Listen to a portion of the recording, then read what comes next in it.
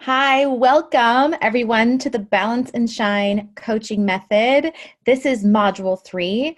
We are talking about reframing, which is simply helping our clients to see things differently, and specifically helping them see things differently so that they can be in alignment with how they're thinking and feeling with the outcome that they are working towards. So the teaching points for this module are going to be why reframing is one of the most powerful tools that you can have in your toolkit, when to use reframing with clients, and when it might not be appropriate, and how to help clients reframe their thoughts, situations, and stressors in their life. We're going to be specifically talking about many of the situations that we find ourselves in with clients. And I will be giving you examples of reframes in those situations. This is also a piece of the Balance and Shine Stress Relief and Perception handout, where clients are invited to see their biggest stressors in a positive light, either as seeing them as more of a challenge or seeing them as something that could be possibly a gift or a learning experience or something that could make them stronger. And the intention is to empower them. The intention is of reframing is to empower you versus feeling disempowered by a thought or a situation or even a person. So let's go ahead and dive in a little bit more into reframing. So essentially, just like I had said before, it's a different way of looking at something or changing a specific viewpoint that in turn changes the experience or meaning of it. So if you have a client who views their health as really hard and miserable,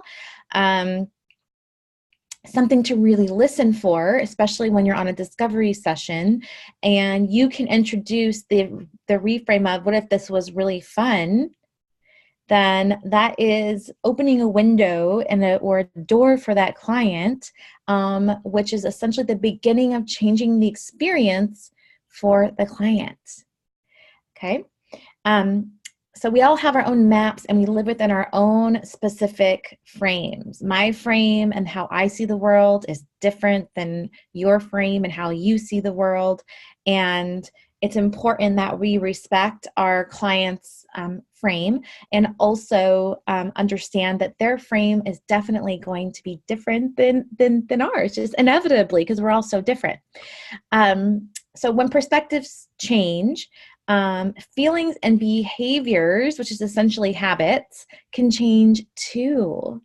So that's a powerful statement. When perspectives change, when we see things differently, when our clients see things differently, it generates different feelings, and that can be a catalyst for different behaviors. How cool is that?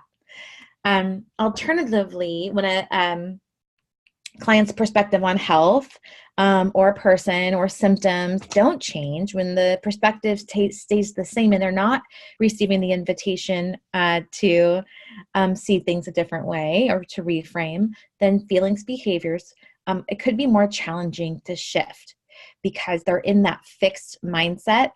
And I don't want to say they're stuck in a way that's negative, but they're within their frame. And if their results are outside of that frame and requiring them to see things in a different light, how are they going to get there? It's challenging, right?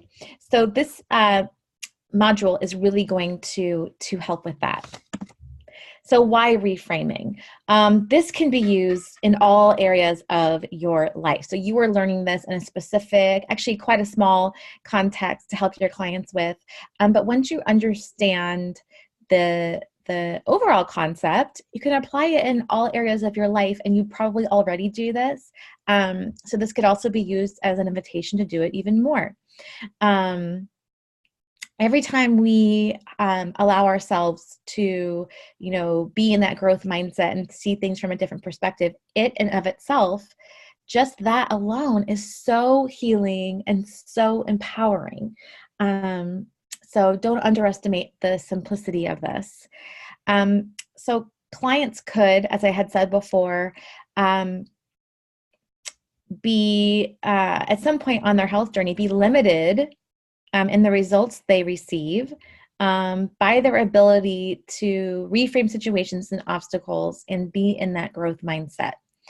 So helping clients shift a perceived obstacle or something they see as a negative, something they see as that they blame per se or is in the way for them, into something positive or even neutral can facilitate their next level of healing.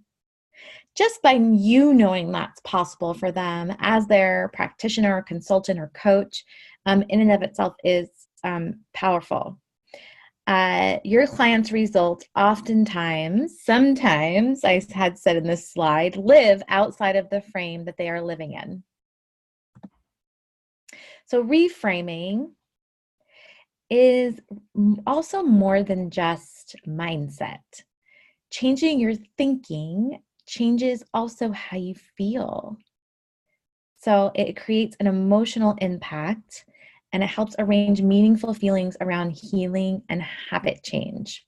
If healing and habit change, changing the behaviors that your clients are currently doing to new behaviors that they are facilitating the implementation of your advice. If it doesn't feel good, it's only going to last so long. And oftentimes it doesn't last that long enough for them to be able to see really big results. So let's talk about situations that we all run into. Clients haven't reached their goal, or perhaps they're not close to it, or perhaps there's just a disconnect between what it is that they say that they wanted. Now, I'll pause here just for a second, because we know that in the compliance code, step one is really clarity. So you are always clear on what the client wants. The client is clear on what they want, and there's a very open, clear communication about what that is. So when clients implementing that, when clients are not close to their goal, there's a loss of rapport there. It's really known, right? It's really known if you're using the Balance and Shine coaching method. It's not a mystery, even if you haven't seen them in a month or you haven't even seen them in a couple of months. When you follow the compliance code and Balance and Shine coaching method, you're always going back to that piece of clarity. The next situation we oftentimes run into is clients finding it hard to follow through, or their health journey hard, for lack of a better word. Oftentimes feeling frustrated with chronic illness, having relapses, gaining weight back, or feel like they never get better or permanently solve the problem, almost like it's just always plaguing them. Feeling annoyed with lack of support in their environment from partners, from friends, feeling isolated, feeling lonely. And also simply all the stressors that in modern life that we all confront, and just acknowledging them, and the feelings of frustration and how they're contributing to their health complaints. So I want to pick a couple of these to go through and give you these real world examples so that you can start to feel a lot more confident in helping clients open those doors and windows to seeing things in a different way, and really helping them move through it, leading them through it. So when clients are feeling down about results so far, or possibly not healing or moving fast enough, inherently making them feel wrong or broken. So this will sound oftentimes like, I'm still not feeling good. I don't know what's wrong with me. Sometimes there's some apathy, some simple solutions, and I will just say this is the only one that has this specifically, is the validation. And we talked a lot in Module 1 about helping our clients feel understood, not just listened to. So validating how they're feeling, Many people I see struggling in your shoes feel the same way. So helping them know that you get them. And the following 4 statements are options. This is what you can possibly say when you have someone in this situation. Healing is never linear. What if you were actually in the perfect place even though it doesn't feel good right now? Okay. What are all the ways that you are actually handling this so incredibly well? Oftentimes, it's so common that clients will not acknowledge the parts that are going really well, which is why we always start with what's going well. Where our brains are wired to look for what's going wrong. So simply saying this at the right time can be very helpful. In what ways could feeling like this be useful? Okay. Is there something perhaps we missed? So that's evoking them. That is encouraging them that you are, open to, looking under every single rock. You're putting the power back into their hands. Is there something perhaps we missed? You're letting them know that you're in it with them. And then you can, after those discussions, and see what comes up. I'm not suggesting to say all of them, but it is, they all are opening statements. And then you can say, in what ways can these new perspectives allow, provide, or help you to feel a little bit confident that you are heading in the right direction?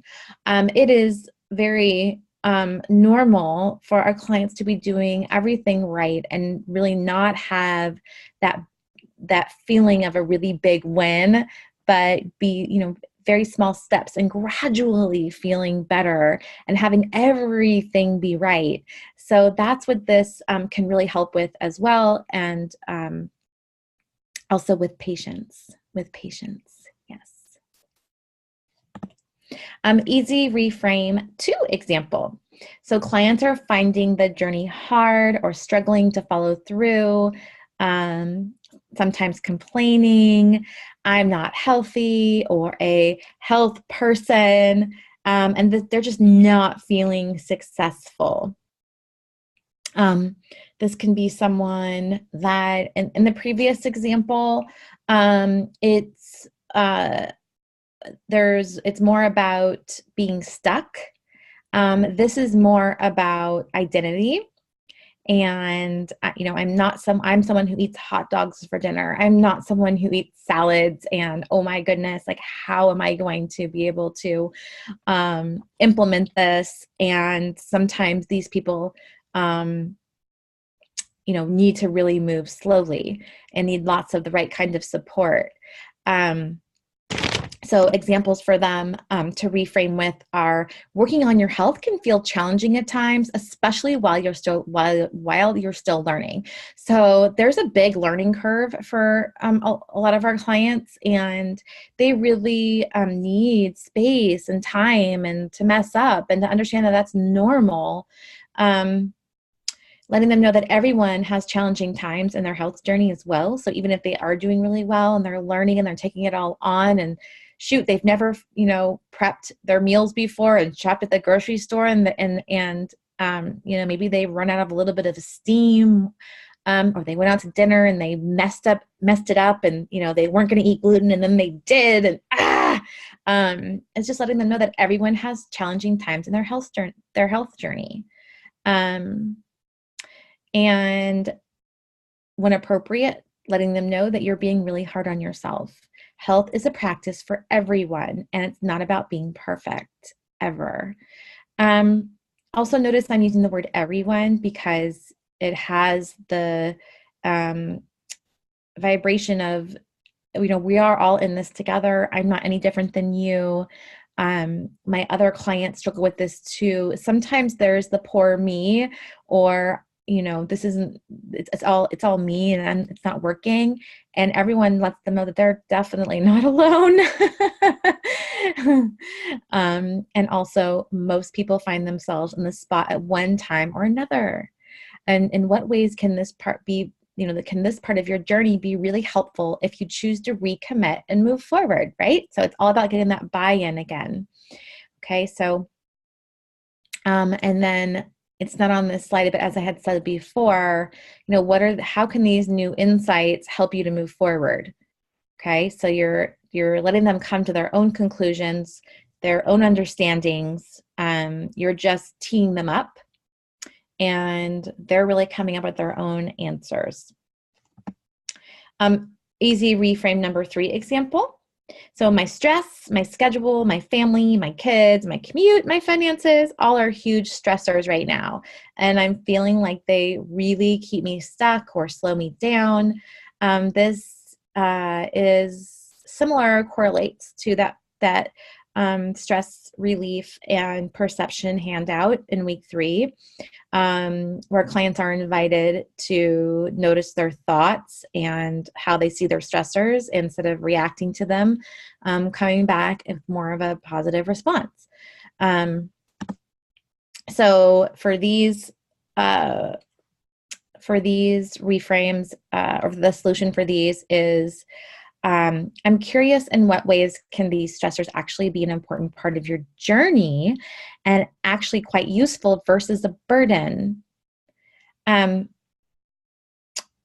example, instead of feeling the burden of the stress, it can feel more empowering to view it as a challenge that has a payoff. What could that payoff be? Resiliency, which is essentially, leads itself to feelings of accomplishment. So specifically with family and kids,